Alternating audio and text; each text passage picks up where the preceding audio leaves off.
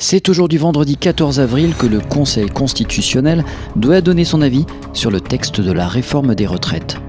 Restez bien jusqu'au bout de la vidéo, je vais vous livrer les différents scénarios envisagés.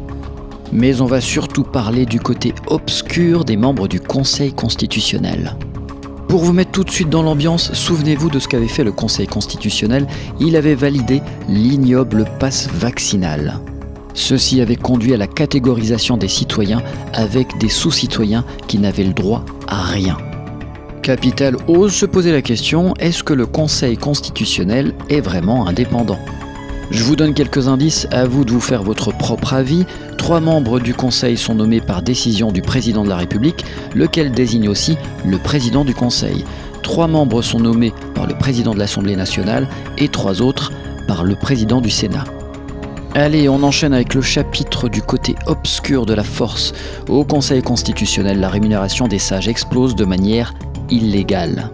Ceux-ci peuvent toucher jusqu'à 16 000 € bruts et le président touche 17 600 €, soit plus que le président Emmanuel Macron qui touche 15 000 € pour nous emmerder jusqu'au bout. Selon le Canard enchaîné, les membres du Conseil sont exonérés de toute obligation de transparence sur leur patrimoine ou leurs revenus et bénéficient, depuis 2001, de discrètes rallonges de leurs indemnités.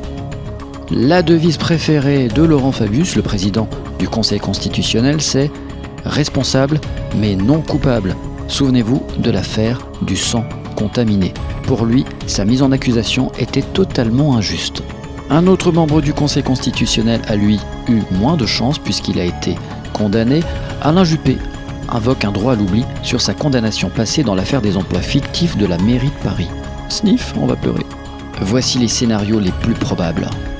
Une censure partielle du texte. Ça permettrait de faire croire que le Conseil constitutionnel est un petit peu indépendant. La censure totale du texte semble peu crédible. Rappelez-vous, les membres du Conseil sont nommés. Le Conseil constitutionnel valide l'intégralité du texte. Non, faut pas exagérer, là on verrait trop leur niveau de soumission. Et enfin, le Conseil valide le référendum d'initiative partagée, RIP de la gauche. Et vous alors, quel est votre avis ? Que va faire le Conseil constitutionnel ?